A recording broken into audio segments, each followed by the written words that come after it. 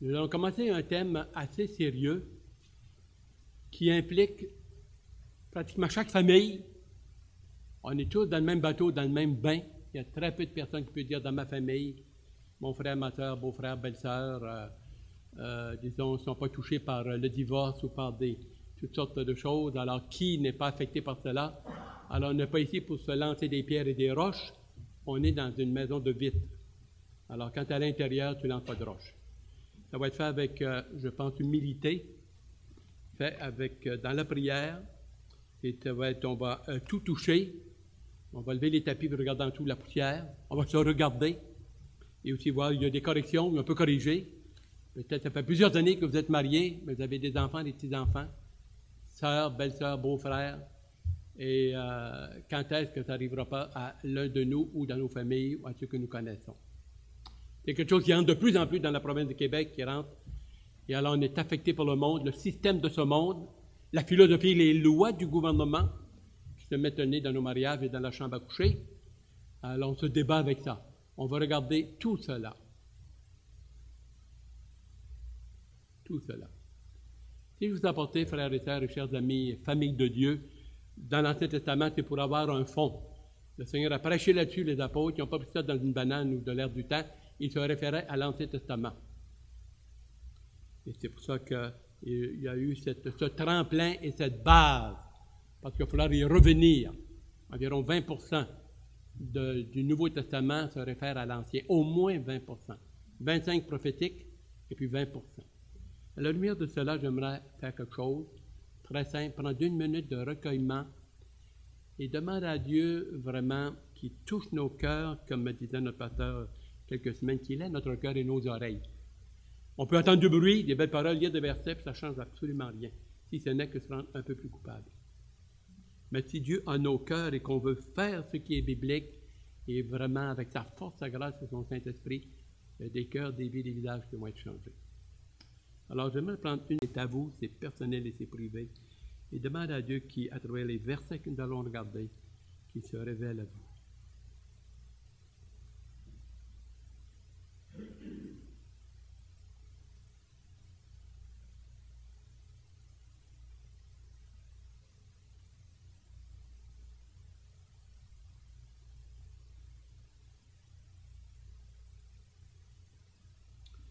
Bien-aimé tant de Sauveur, que ta grâce nous accompagne, que ton Esprit Saint soit avec nous, avec cette assemblée, avec moi-même, avec nous, collectivement, et vraiment qu'il puisse avoir la liberté, avoir nos cœurs, notre attention, le désir, être au pied de Jésus-Christ, de sa parole, de la lumière.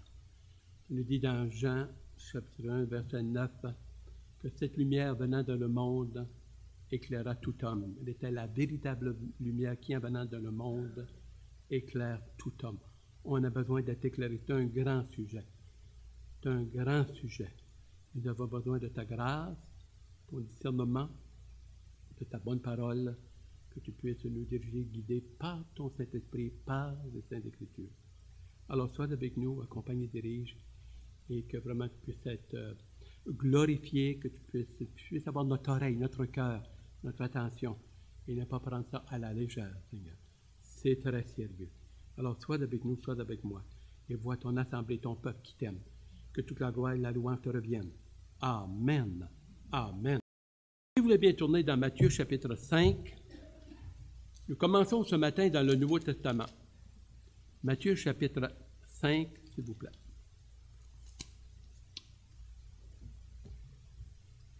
Matthieu chapitre 5, il est dit dans Job chapitre 31, le verset 1, le verset 9 à 10, je vais vous lire dans quelques moments. D'ailleurs, je vais tourner, j'ai la référence immédiatement ici, là, je l'ai. Job était un homme sincère. Il y avait un homme sincère, et cette semaine, je me disais, que j'aimerais que Dieu me dise ce qu'il a dit à Job. Dieu a dit, Job est un homme intègre dans toutes ses voies. Ça vient de Dieu. Ce n'est pas une petite affaire. Quand Dieu dit à quelqu'un, et j'ai dit, j'aimerais que Dieu me dise, vraiment, tu es un homme sincère et intègre dans toutes ses voies. Et que j'aimerais ça. C'est plus qu'un compliment, ça, là. C'est une réalité, une vérité venant de Dieu vis-à-vis d'un individu, c'est fort. Voyons la sincérité de cet homme. Job, chapitre 31, le verset 1 et le verset 9 et 10. J'avais fait un pacte avec mes yeux, un engagement, une alliance avec mes yeux. J'ai fait un pacte avec mes yeux. Je n'aurais pas arrêté mon regard sur une vierge. Il ne voulait pas tromper sa femme. Elle est encore vivante. Versets 9 et 10. Si mon cœur a été séduit par une femme, parce que c'est ça qu'on va toucher dans Matthieu 5, si mon cœur a été séduit par une femme, si j'ai fait le guet à la porte de mon prochain, convoiter la femme de ton prochain, que ma femme tourne la meule pour un autre et que d'autres la déshonorent, car c'est un crime. Il était prêt à voir que sa femme travaille pour un autre le reste de sa vie, vraiment, s'il transgressait l'engagement qu'il avait fait. Voilà un homme sincère et intègre. Sincère et intègre. Et c'est ce que Dieu me demande à moi et à vous, à chacun de nous. Chacun de nous. Matthieu chapitre 5. Dans quelques moments, nous allons commencer. Disons ceci, parce que quand même, ça fait des semaines et des mois que je me prépare là-dessus, vous le savoir. Le Seigneur est venu, s'est baptisé et commencé à prêcher repentance, repentez-vous et convertissez-vous, et il commence à les aligner, choisit ses disciples. Et les 3 prochaines années, ce que le Seigneur va faire, c'est ceci. Il va prendre Exode chapitre 20 et il va le vivre devant l'humanité. Les 18 versets. Les 10 commandements. Ce n'est pas juste pour l'Ancien Testament sous la loi, c'est pour tout le temps. C'est un absolu. Même en 2012, ou en 2000, peu importe. Et là, en le regardant fonctionner, regardant vivre, et il est vraiment un dictionnaire et une concordance et un expositeur de ce que le cœur du Père, quand il donnait la loi et les 10 commandements, il va venir le vivre, nous montrer c'est quoi que Dieu à Habakkuk qui voulait dire à propos de telle parole, telle parole, telle parole. Par exemple, ne pas tuer, ne pas se mettre en colère. Ça veut dire quoi, ça? Par exemple, dans Exode 20, verset 14, tu ne commettras point d'adultère. Ça veut dire quoi exactement? Jusqu'où? Ensuite, il peut dire tu ne convoiteras point la femme de ton voisin. Ah oui? Alors, il va venir, il va nous l'expliquer et le vivre, il va vivre. Exode chapitre 20, les 10 commandements de Dieu, il va les vivre. Les 10 commandements de Dieu étaient écrits sur 2 tables de pierre, écrits par le doigt de Dieu, s'il vous plaît. Il n'y a pas de la petite sauce, là. Du doigt de Dieu.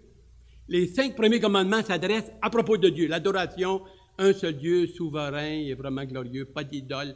Je ne donnerai pas ma gloire à un autre, ni mon honneur à quiconque. Isaïe 42 et Isaïe 43. Les 5 autres, c'est à propos de l'être humain. Nous, êtres humains, avec une nature pécheresse. Et le Seigneur va vraiment, dans sa vie, ces 3 années, aller à l'extrême. À l'extrême. C'est quoi? Aimer Dieu de tout son cœur, de toute son âme, de toutes ses forces, de toute sa pensée. Et un autre commandement qui est semblable, parce que c'est l'amour. Tu aimeras ton prochain comme toi-même. Comme toi-même, ça veut dire quoi ça? Il va nous le montrer, il est allé jusqu'à la croix. Et on va regarder dans le passage. Dans le passage. Il arrive sur la scène de l'histoire et il va débuter quelque chose de nouveau, une nouvelle dispensation. On avait sous la loi la dispensation de la loi, où Dieu châtiait immédiatement lorsque quelqu'un du peuple, de l'assemblée, faisait quelque chose d'Israël, une tape sur la main, puis il le châtiait ou le corrigeait immédiatement. Tandis que dans le Nouveau Testament, c'est la grâce. L'Ancien Testament, c'est la sainteté, disons, pas de manière brute, que Dieu je veux faire attention avec révérence, mais c'était la sainteté, là, un peu plus proche. Et puis, Dieu ne peut pas tolérer, c'était tolérance zéro d'un péché d'un de la gang. Tout le peuple était pénalisé. Et des fois, il y avait des morts, 10, 12 000 morts. C'était quelque chose. L'Ancien Testament, majesté de Dieu. Nouveau Testament, l'amour de Dieu. Amour infini, grâce infinie. Et là, on ne tarit pas d'éloge de son amour, et c'est vrai. Golgotha. Ses miracles. Prédication. Son vécu. Son vécu. Il a pu dire qu'il est venu dans les derniers temps, Dieu s'est manifesté dans la personne de son Fils. Nouvelle dispensation. Il va parler du royaume. Il va parler de sainteté. Il va parler de vérité. Il va parler d'amour. Et il l'a vécu. Alors, nous ne sommes pas sans exemple, sans modèle, sans locus pocus, essayer de deviner une boule de cristal. C'est là. C'est du vécu. Et c'est vraiment ainsi. Il va montrer l'obéissance, l'amour, le cœur, le côté spirituel de la loi. De la loi. Matthieu chapitre 5, 17 à 20. On va lire cela. Il y a un arrière-plan ici. Ne croyez pas que je suis venu pour abolir la loi ou les prophètes. Je suis venu non pour abolir, mais pour accomplir. 18, Matthieu 5, 18. Car je vous le dis en vérité, tant que le ciel et la terre ne passeront point, il ne disparaîtra pas de la loi un seul iota ou un seul trait de lettre. Et vous, c'est quoi un trait de lettre? Hey, j'ai aimé ça, moi. J'ai appris. Un trait de lettre va vous donner une illustration. Un P, si on marque P, O-U-X, ça va faire pou. Si le P, on y rajoute tchoup, une petite barre, une petite patte, tchoup, ça fait roux. Tout un autre mot. Juste une petite affaire. Et même, il dit un iota, un petit point sur le I, ou juste une petite affaire, ça change le mot. Il dit, je suis venu pour accomplir d'une manière parfaite, absolue, la volonté, la signification, ce que Dieu a à cœur. Qui est Dieu? Et ce qu'il veut. Il est l'interprète, le vécu et le vivant. Et c'est ce qu'il nous mentionne ici. Un seul iota ou un seul trait de lettre jusqu'à ce que tout soit arrivé. 19. Celui donc qui supprimera l'un de ses plus petits commandements et qui enseignera à un homme à faire de même sera appelé le plus petit dans le royaume des cieux. À enseigner. Mais celui qui observera et qui enseignera à observer et à les observer, alors celui-là sera appelé grand dans le royaume des cieux. Car je vous le dis, et le verset 20 là, écoutez, car je vous le dis, si votre justice ne surpasse celle des scribes et des pharisiens, vous n'entrerez point dans le royaume des cieux. Fantastique, ça. Les pharisiens, scribes et pharisiens. Scribes est un peu comme les secrétaires.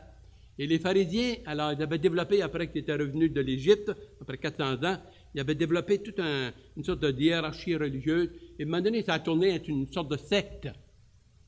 Alors, les pharisiens étaient des gens, ils avaient formé, c'est un peu comme à ce moment-là, les docteurs, les théologiens, ils avaient formé vraiment un genre de clan, et ils avaient formé ce qu'ils appellent le Sanhédrin à Jérusalem, la grande mosquée de Jérusalem. 70 plus 1, il y avait un président, et eux, là, étaient rendus imbus d'eux-mêmes. Ils avaient développé le Targum et puis la Torah, les 5 livres, et puis là, ils avaient donné toutes sortes d'interprétations. C'était fantastique. Déjà, dans l'Ancien Testament, il y avait 613 commandements puis des choses à faire et ne pas faire, là. 280 positifs et 304 négatifs. C'était absolument... Mais eux autres, ce qu'ils ont fait, c'est bien mieux que ça. Juste avec le sabbat, ils avaient divisé en 3 catégories. Il y avait 39 choses à faire et à ne pas faire. Juste à propos du dimanche. 39. Alors, ils avaient compliqué ça au bout. Vraiment compliqué l'affaire. Et il y avait toutes sortes d'interprétations. Le point faible, c'était l'orgueil, l'arrogance, c'était de se faire applaudir, se faire appeler Rabbi, Rabbi, hein? 2 fois. C'était déjà pas mal. Rabbi, Rabbi. Tu sais, et puis les courbettes, et puis c'était le fat, mon ami, les plus belles places. C'était vraiment là, des orgueilleux à l'extrême. Dieu dit, alors, le Seigneur, notre Dieu, il dit, alors vous êtes des sépulcres blanchis. En dehors, vous paraissez bien, mais en dedans, c'était épouvantable. Épouvantable. Il va mettre de l'ordre là-dedans. Ça va brasser. Et ça peut brasser aujourd'hui aussi. Pas nécessairement totalement dans cette assemblée, mais on est là pour se faire instruire dans la parole. Alors, si vous n'entrerez point, vous n'entrerez point dans le royaume des cieux. Mais c'était des gens religieux. À un tel point qu'on nous dit, ceux qui ont écrit, Joseph, l'historien, qu'il se couchait sur des paillasses pas trop hautes, puis quand il tombait, sur le plancher, il se levait puis il priait pendant 1 heure. Donnait l'aumône, la dîme, les fruits de leur vente, de blé, puis de riz, puis tout ce que vous voudrez. Il donnait aux offrandes, il se donnait, il priait. C'était sur le coin des places publiques, les bras en l'air, le gros kit. C'était le gros show-off, la grosse affaire. Mais c'était des gens, légalistes au bout. Et le Seigneur dit, si votre justice ne dépasse pas, va pas au-delà et beaucoup mieux que ça, vous n'entrerez pas dans le royaume des cieux. Question 50e. Est-ce que la loi et les commandements et dans l'Ancien Testament étaient plus difficiles à obéir que ce que le Seigneur nous demande et nous propose sous la grâce dans le Nouveau Testament?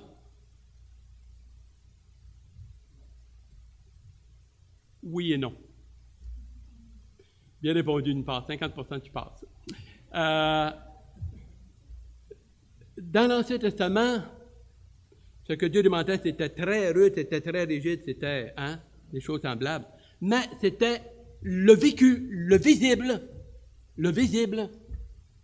la chair. Et alors, de peine et de misère, et même, ils ont tous failli. Mais dans le Nouveau Testament, sous la grâce, ça va encore plus loin. Vous pensez que je dérape, que j'ai des... comprenez-moi? Le Seigneur va plus loin, pas seulement qu'il regarde le corps, le physique, ce qu'on fait, ce qui paraît et tout. Disons, c'est pas il regarde au cœur et à l'intérieur. Tandis que d'autres faisaient des choses, mais à l'intérieur, ça ne correspondait pas. Le Seigneur veut qu'on soit vraiment ce qu'on se fait à l'extérieur, ce que nous faisons à l'extérieur, soit déjà, ça commence à l'intérieur. Et ça, c'est ce qu'on va regarder dans quelques moments. Mais, ils n'avaient pas le Saint-Esprit en eux. Et nous avons le Saint-Esprit. Nous avons le Saint-Esprit. Et déjà, à celui qui est né de nouveau, qui s'est converti, le Seigneur est en train de nous dire, c'est une nouvelle dispensation, il commence une nouvelle création, un nouvel âge. Je ne sais pas, c'est pas les Américains qui ont inventé ça, un âge nouvel. Il a commencé par la nouvelle, la dispensation de la grâce, de l'Église, du Saint-Esprit. Du Saint-Esprit. Il va donner des illustrations. Comment est-ce que ça ne marchait pas le patente? Et on peut apprendre beaucoup d'eux autres. Beaucoup. Vous avez entendu qu'il a été dit aux anciens. Il n'a pas dit vous avez lu.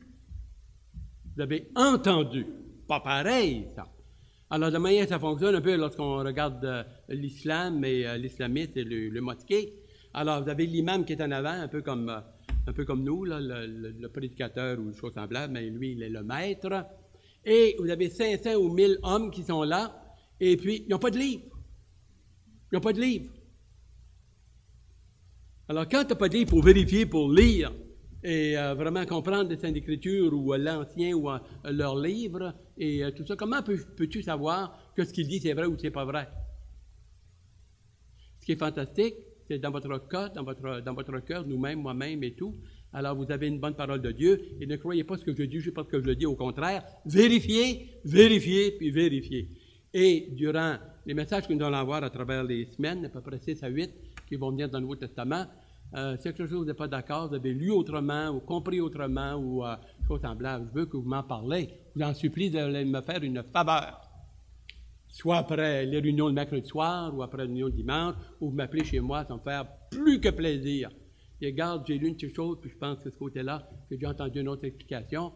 Ah oui, il m'a pris une note, il m'a fouillé. Je ne sais pas comment. Je ne sais pas comment. Parce que je veux, là, autant que possible, être droit, sur la ligne, autant que possible. Mais on est faillible. Et alors, pour ça, il faut faire attention et s'édifier, s'encourager, se corriger les uns les autres, nous dit la bonne parole. Vous avez entendu qu'il a été dit aux anciens, tu ne tueras point. Celui qui tuera est paisible de jugement. C'est vrai, ça.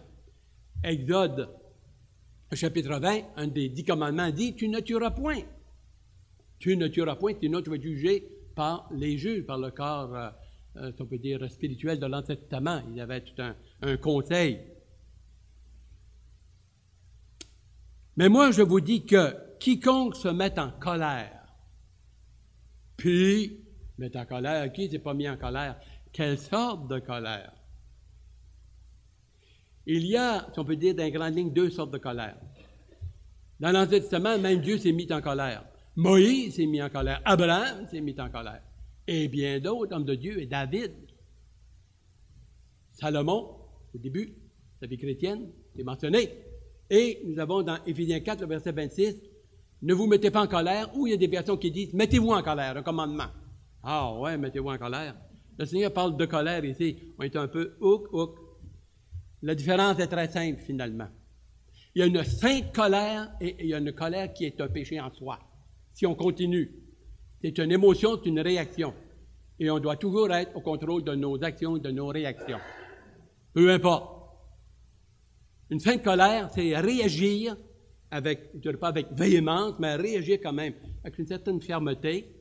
Lorsqu'il y a une situation de péché ou quelque chose qui n'est pas correct, un papa va le faire, une maman, ça peut être dans la famille, ça peut être dans l'église locale, ça peut avoir parfois des corrections. Ce n'est pas par haine, ce n'est pas par vengeance, c'est fait une sainte réaction devant une situation de péché, même supportée et à cause qu'on l'aime et à cause de l'amour. Une sainte colère, une sainte colère. Dans Éphésiens, chapitre 4, verset 26, ne vous mettez pas en colère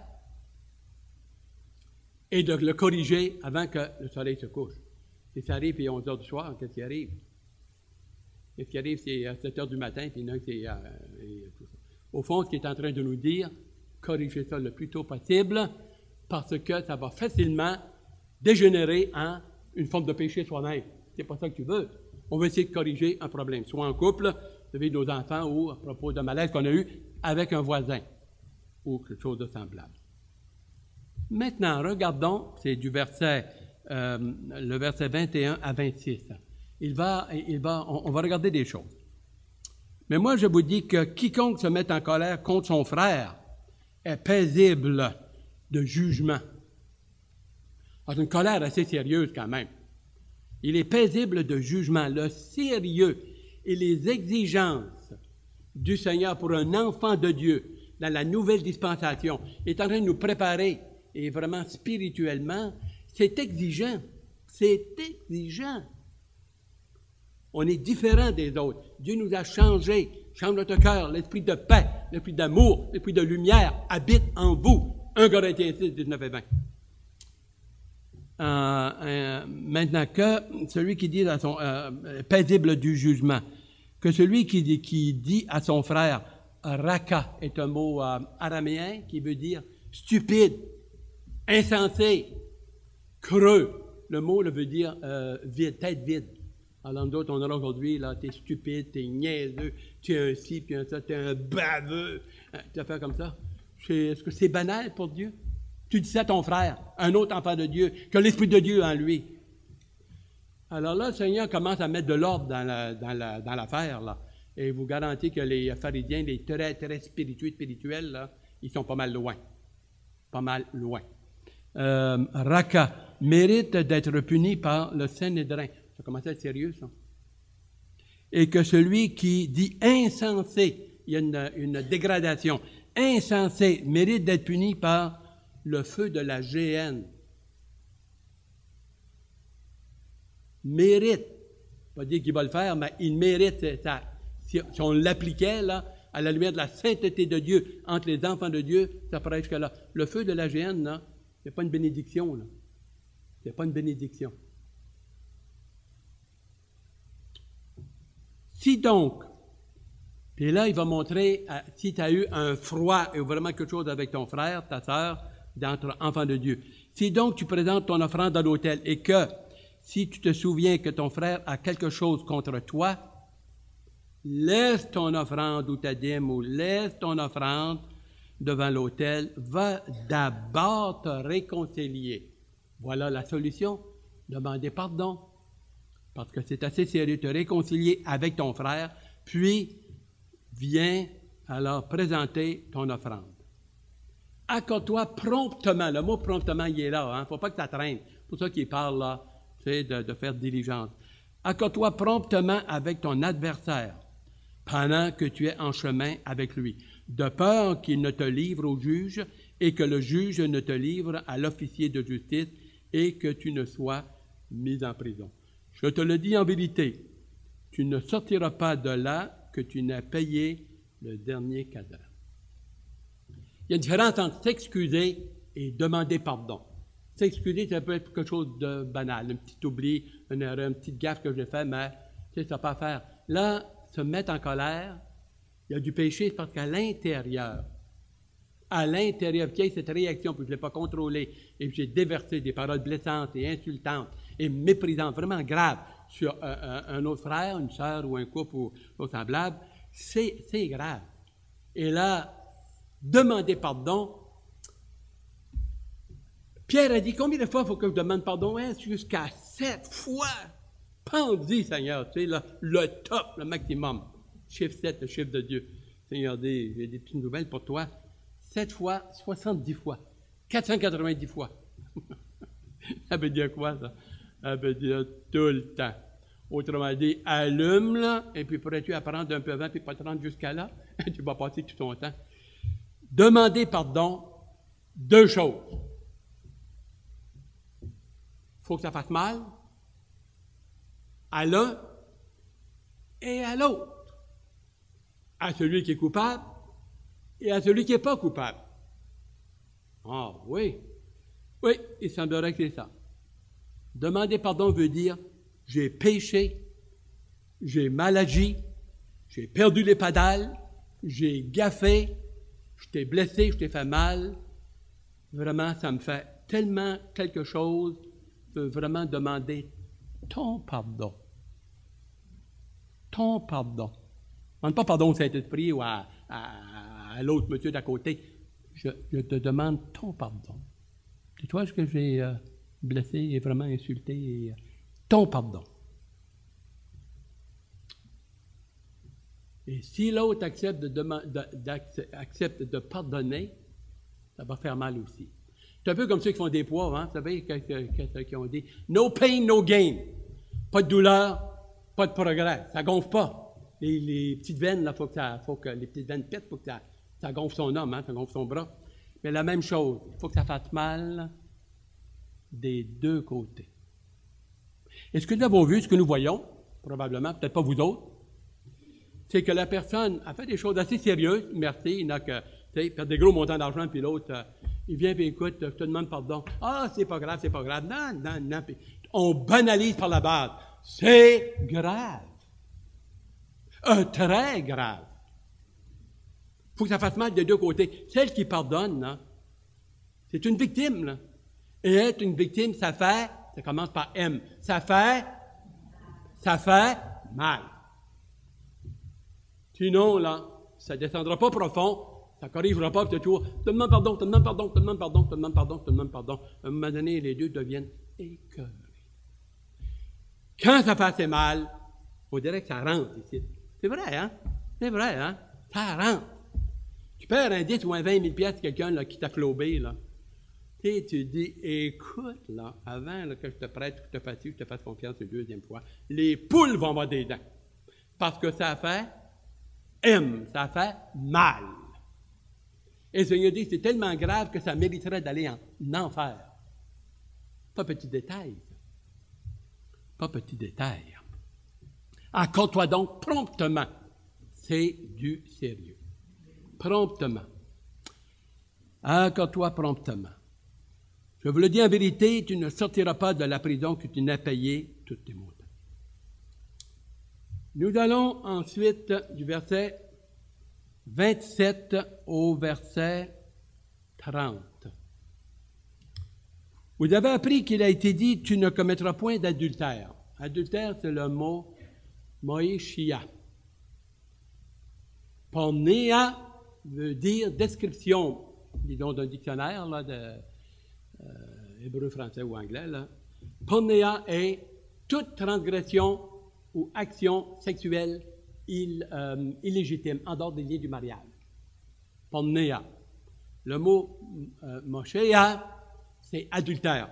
Un homme marié ou pas marié qui va avec une femme mariée ou une femme mariée qui alors va coucher avec un homme marié ou pas marié, c'est un adultère. C'est le mot qui est employé. Alors, ce que eux, les pharisiens, disaient, ah oui, il est dit dans Exode chapitre 20, verset 14 et le verset 17, que si tu allais, alors tu transgressais, tu allais avec la femme d'un autre, il y avait correction. Physiquement. Et c'était toujours en surface, c'était dans le corps, ce que je faisais avec ton corps. Mais le Seigneur va aller plus loin, il va aller plus creux, il va sur le côté spirituel, côté du cœur. La définition du cœur dans la Bible est employée des centaines et des milliers de fois. Le cœur est mis pour exprimer, c'était un mot qui exprimait la totalité de la personne. C'est-à-dire, là où se trouve sa volonté, ici, là, dans la boîte à poules, avec un, tu sais, que tu mets une petite patte, là. Alors, là où se prend tes décisions, les émotions, la pensée, la volonté, les désirs, c'est du milieu, c'est vraiment là, de tes tripes, là, c'est l'ensemble de ta personne. Ça va jusque-là, puis ça commence là. Ça commence là. Les gens vont dire, ah, mes paroles ont dépassé ma pensée. Pas vrai, ça. Pas vrai, ça. Alors, nous y allons ici. Vous avez appris qu'il a été dit, vous l'avez appris, vous ne l'avez pas lu, vous l'avez appris. Oui? Vous avez appris qu'il a été dit par les pharisiens, tu ne commettras point d'adultère, qui se référait à Exode 20. Mais moi, je vous dis que quiconque regarde une femme pour la convoiter a déjà commis un adultère avec elle dans son cœur. Là, on commence à rentrer ici, là, dans du sérieux.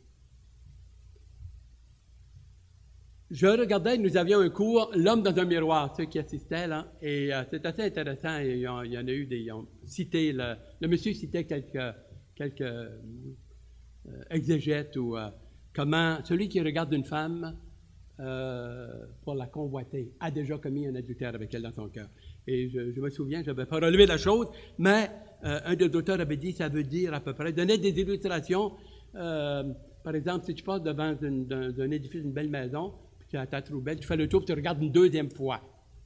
D'autres vont dire, ce qui veut dire par là, si tu vois une belle femme et que tu la désires, elle passe devant toi, tu la regardes, puis tu te vires une deuxième fois. Là, tu as commis un adultère dans ton cœur. La convoiter. Il semblerait que c'est plus sérieux que ça. Plus sérieux que ça. Il y a des versions qui vont dire, qui expriment, là, qui a été traduit, par exemple, Sommer et d'autres. Si un homme regarde une femme avec un ardent désir,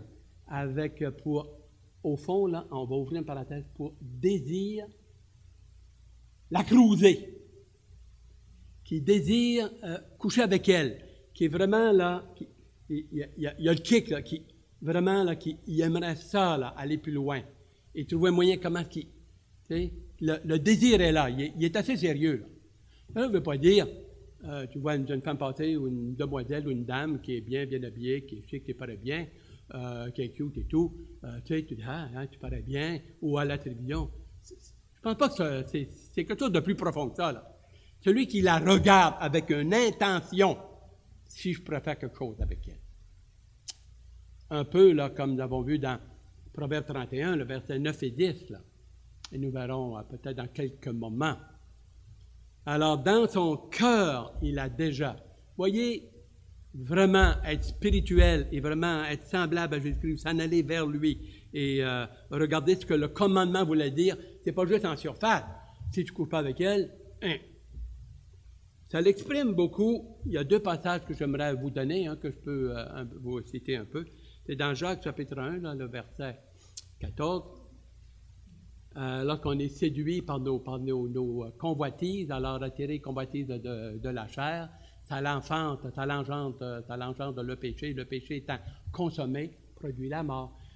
2 Pierre chapitre 2, le verset 15, s'il vous plaît. Je vous invite à tourner 2 Pierre chapitre 2, le verset 15.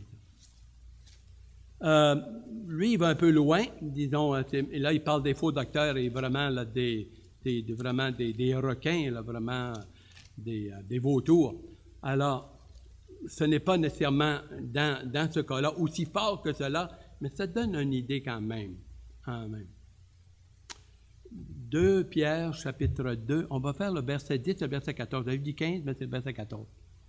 Surtout ceux qui courent après la chair dans un désir d'impureté et qui méprisent l'autorité. L'autorité biblique, ou ça dépend, ici, vous pouvez parler des anges ou même ici. Alors, celui qui méprise ce que la Bible dit, l'autorité du Seigneur ou des passages. Verset 14. Ils ont les yeux pleins d'adultère et insatiables de péché. Il y a des hommes qui sont comme ça. Il n'y en a pas ici, je ne pense pas. Vraiment, cette assemblée vraiment est vraiment très bien. Les hommes se contiennent bien. Alors, on ne voit pas votre cœur, mais ça paraîtrait dans votre attitude, dans vos ajustements et tout. Et vraiment, c'est une chose, mesdames, de ne pas être jalouses ou insatiables de péché. Ils amorcent les âmes mal affermies. Ils ont le cœur exercé à la cupidité. Ce sont des enfants de malédiction. Alors, dans Jacques, chapitre 1, le verset 14 et 15, nous donne un peu le processus de la manière que ça commence dans le cœur, ça commence dans la pensée, il convoite. Alors, il voit une femme, il est pogné, il commence à la désirer, il aimerait faire quelque chose avec elle, et vraiment, il transgresse la promesse qu'il a faite avec sa femme, renonçant à tout autre, à tout autre, à tout autre, à tout autre. On continue. Si ton œil, il va donner ici une certaine illustration. Et comment est-ce que c'est grave? Comment est-ce que c'est grave? Si ton œil droit est pour toi une occasion de chute, arrache-le et jette-le loin de toi, car il est avantageux pour toi qu'un seul de tes membres périsse et que ton corps entier ne soit pas jeté dans la géhenne. Et si ta main droite est pour toi une occasion de chute, coupe-la et jette-la loin de toi. Car il est avantageux pour toi qu'un seul de tes membres périsse et que ton corps entier n'aille pas dans la géhenne. Alors, nous voyons aussi, il donne une illustration. Le Seigneur ne veut pas qu'on se coupe le bras, il ne veut pas qu'on s'arrache un œil, ça c'est certain. On réalise ce qu'il fait, c'est quelque chose d'amplifié pour montrer la gravité et l'urgence et surtout d'éviter les occasions. Les occasions. Si un jeune homme ou un homme est marié commence à aller dans un club, aller dans un bar, puis faire ci, aller dans des places où il y a des jeunes femmes, bien l'homme est un peu attiré vers cela, veut pas. Les hormones, vous connaissez ça? Alors, nos hormones nous travaillent. Il faut être au contrôle. Alors, ce qu'il est en train de dire, il montre quelque chose d'extrême. Et vous voyez, comment tu arracherais l'œil droit, c'est encore celui de gauche. Tu arraches la main de droite, tu as encore celle de la main gauche. Au fond, on voit ce que le Seigneur veut dire. On voit très bien ce qu'il veut dire. C'est évite à tout prix. Puis il donne cet extrême-là. Évite à tout prix. Fuis. C'est une place, c'est une occasion de chute. Des émissions, la télévision ou Internet ou certains postes. Fuis. Vous savez, il y a eu aux États-Unis présentement un divorce à propos de un divorce, comment est-ce qu'ils appellent ça, visuel, là. En tout cas, il y a des postes, semble-t-il, tu peux monter ton personnage toi-même.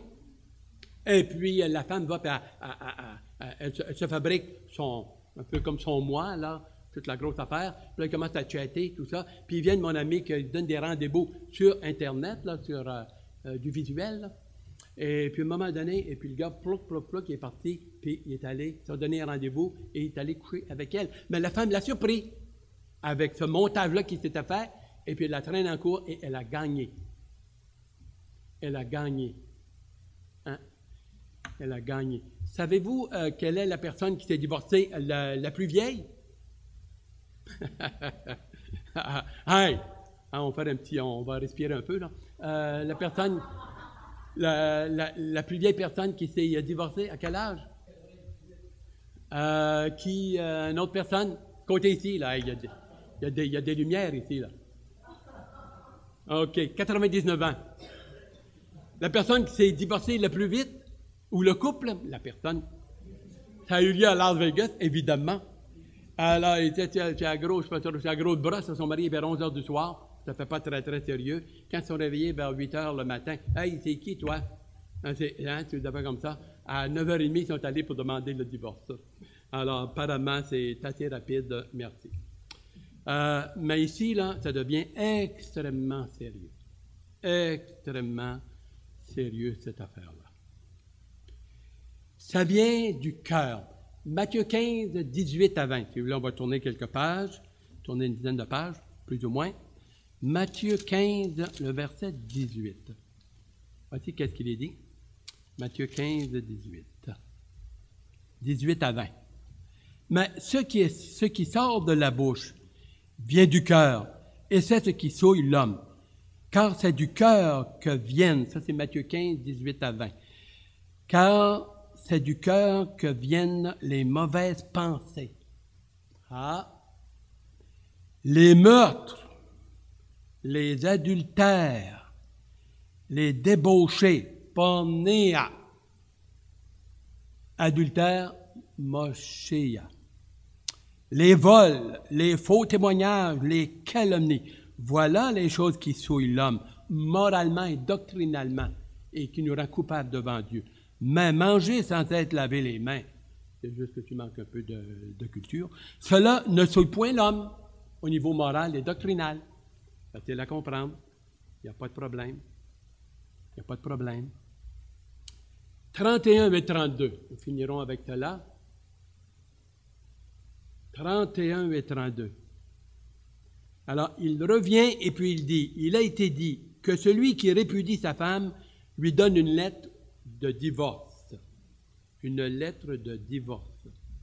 On appelle ça une clause restrictive. Dans Matthieu chapitre 5, le verset 31, la clause restrictive.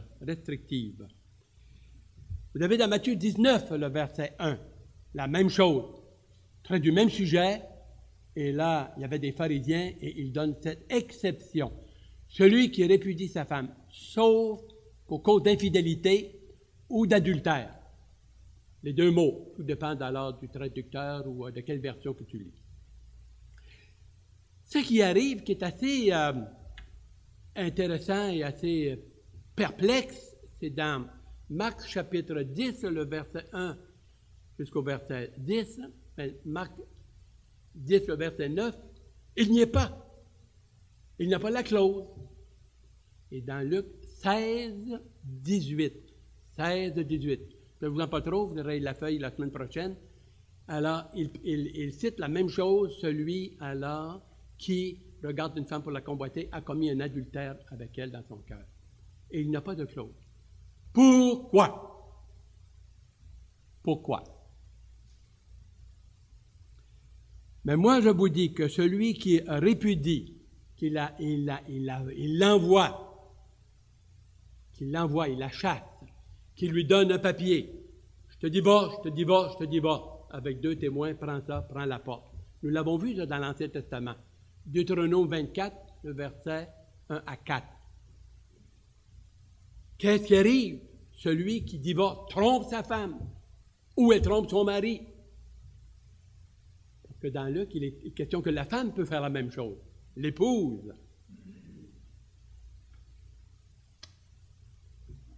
Mais moi, je vous dis que celui qui répudie sa femme, sauf pour cause d'infidélité, l'expose à devenir adultère elle-même. Ça, c'est collant. Ça, c'est... Dans le contexte qu'on vit avec la loi, puis de la manière dont ça fonctionne, là, il y a une centaine d'années, là, tu aurais lu ça, puis tu comme... Mais là, c'est quelque chose, alors. C'est quelque chose.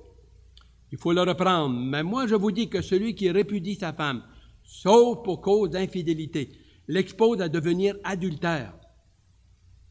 Et que celui qui épouse une autre femme, ou une femme qui a été répudiée ou divorcée de son mari, l'expose à devenir adultère, elle aussi. J'ai pensé à quelque chose. Des fois, je suis un petit peu vicieux, je suis un petit peu malin. Je me suis dit, si le 4 mars, je pense que le 4 mars, la prochaine fois, si je vous demandais que vous me donniez l'explication. Il y a des théologiens ici. On est tous des théologiens, à niveau multiple. Il n'y a pas d'amène ici. Tous des philosophes. On a toutes des idées sur la vie, ce qui est bon, ce qui n'est pas bon, tout ça. Et si vous nous donniez l'explication, ce serait le fun, hein? Ce serait le fun. Dans le sens, ça serait intéressant, ça nous shakerait, ça nous ferait réfléchir. Ça nous ferait réfléchir. Nous allons certainement, dans le futur, regarder par la grâce de Dieu, si on nous le permet. Alors, très, très brièvement, et alors, ça sera dans Jean 4, juste deux références, très vite, ainsi que dans Jean 8, le verset 3 et le verset 11. On va aller ensuite dans Romains 7, le verset 3, 2 et 3, et puis 1 Corinthiens 5, 1 Corinthiens 6, 1 Corinthiens 7 au complet. Ensuite, dans Éphésiens, évidemment, on ne peut pas sauter ça. Éphésiens au complet, c'est-à-dire versets 22 à 33. Ensuite, on ira dans Pierre, Hébreux 13 et 4, et puis différentes références. On va regarder toutes sortes d'implications également.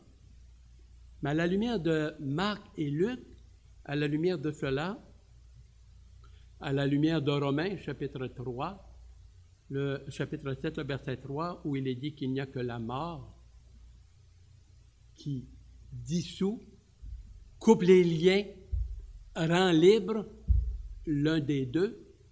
Le vivant alors peut recommencer.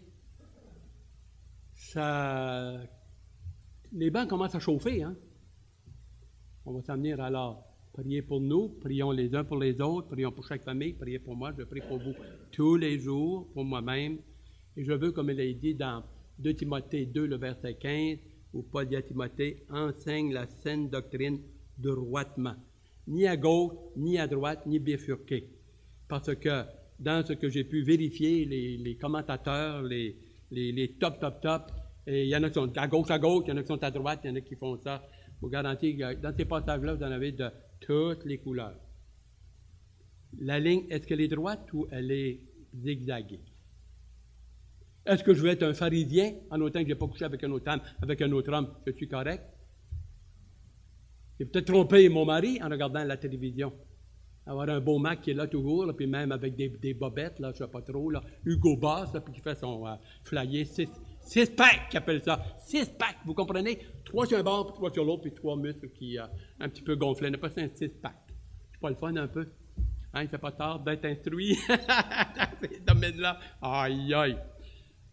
Alors, on termine dans quelques moments, mais vous autres, nous autres, on commence. On est dans une maison de vite, on est à l'intérieur. Méprisons pas personne ici. Quand vous vous êtes mariés, je me suis marié, on s'est marié, on était tous sincères. Vous l'êtes maintenant. Il y a des beaux cœurs ici, il y a des belles femmes, il y a des beaux cœurs, il y a des beaux hommes. C'est vraiment une assemblée qui aime Dieu ici. Et je remercie Dieu pour la sainteté, le respect. Il n'y a pas là, de vicieux puis des hommes qui viennent cruiser ici, là. Ni de femmes non plus. Là. Modeste. Il y a une sainte simplicité, des beaux cœurs ici. Je me demande des fois, je dis, Seigneur, j'aimerais avoir le cœur de bien des hommes qui sont ici. J'aimerais ça. Vous avez des beaux cœurs. Vous visez vers la sainteté. Sainteté. Sainteté. Dans l'Ancien Testament, je suis saint, soyez saints car je suis saint. Je me identifie. Dieu s'identifie à nous. Nous nous identifions à lui. Il nous identifie à lui. On est collés ensemble. Collés hier, collés aujourd'hui et collés demain et pour l'éternité. Alors, ici, c'est une question de sainteté. Sainteté. C'est du sérieux. Et vous êtes sérieux. Et c'est une assemblée sérieuse. Et on va essayer de regarder tout ce grand thème-là droitement le plus possible. Que Dieu nous aide. Prions. Bien-aimés, tant de sauveurs, nous voulons être un Timothée. Dispenser la parole avec droiture. La vivre dans notre foyer, dans notre cœur, nos émotions, nos sentiments, notre âme, toute notre personne et avec notre personnalité et en communion avec l'Esprit de Dieu. Seulement qu'en communion avec l'Esprit de Dieu, on est capable d'avoir la victoire et de nous présenter autant que possible avec un cœur pur, honnête et sincère devant toi. Bénis, visite, travaille dans nos cœurs cette assemblée, à ma gauche et à ma droite, en arrière comme en avant, commençant par moi. Et je veux et je désire être un homme comme Job. J'ai fait un pacte avec mes yeux. Jamais je ne jetterai les regards ou convoiter une jeune vierge ou un autre jeune homme. Vice versa. Et que la bonne main de l'Éternel, que Dieu soit glorifié par ta bonne parole, par le message, par les Écritures que nous avons vues, que nous allons voir. Et le peuple de Dieu répondit, Amen.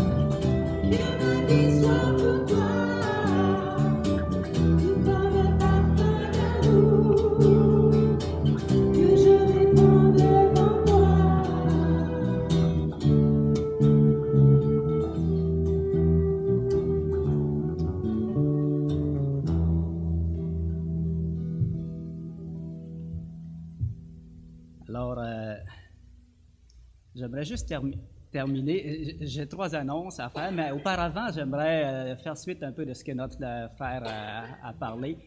Dans Matthieu 5, les versets qu'il nous a lus, si tu dis à ton frère Raka, tu es passible de jugement et ainsi de suite. Moi, je me suis dit, la loi juge les actions. Elle ne peut pas condamner les pensées et la loi. Mais Dieu, lui, il juge les pensées et les cœurs. Et on voit que son jugement est très, très, très sévère. Puis là, je me suis dit, malgré que Dieu a un jugement si sévère, sa grâce a surabondé par-dessus, son amour est tellement fort, sa grâce est tellement grande qu'il peut faire fi de cette sévérité-là envers moi, qui est pécheur, et qui a demandé pardon. Donc, ça me touche, la grâce de Dieu qui surpasse sa sévérité. Pour les 3 annonces, il y a Michel Bilodeau qui m'a demandé de vous annoncer qu'il y a des travaux ici, à la peinture du plafond. Alors, il demande ceux qui veulent donner leur nom pour aider dans ces travaux-là. C'est pas le plafond, hein? C'est l'entrée. Non, mais c'est parce que je suis mêlé un peu parce que Guylaine m'a parlé de l'entrée, mais que Michel m'a parlé du plafond. C'est marqué plafond ici, là. Plafond de l'entrée? OK, c'est beau ça. Alors, donc, c'est donc comme la même annonce. OK. Et ensuite, on nous annonce qu'il n'y a pas d'école du dimanche la semaine prochaine à cause du visionnement du film. Et ensuite, eh bien, notre pasteur Michel Laève sera présent ici pour prier avec ceux qui vont avoir le désir de prier. Donc, je souhaite une bonne fin de semaine, une bonne semaine à vous tous. Que le Seigneur vous bénisse. Oui, à mercredi.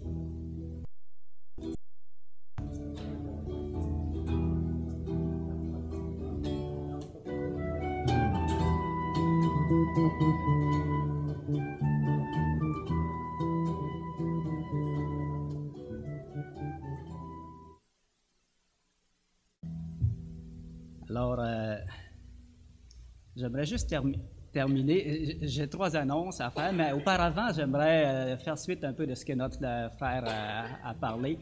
Dans Matthieu 5, les versets qu'il nous a lus, si tu dis à ton frère Raka, tu es passible de jugement et ainsi de suite. Moi, je me suis dit, la loi juge les actions. Elle ne peut pas condamner les pensées et la loi. Mais Dieu, lui, il juge les pensées et les cœurs. Et on voit que son jugement est très, très, très sévère. Puis là, je me suis dit, malgré que Dieu a un jugement si sévère, sa grâce a surabondé par-dessus, son amour est tellement fort, sa grâce est tellement grande qu'il peut faire fi de cette sévérité-là envers moi, qui est pécheur, et qui a demandé pardon. Donc, ça me touche, la grâce de Dieu qui surpasse sa sévérité. Donc, je souhaite une bonne fin de semaine, une bonne semaine à vous tous. Que le Seigneur vous bénisse. Oui, à mercredi.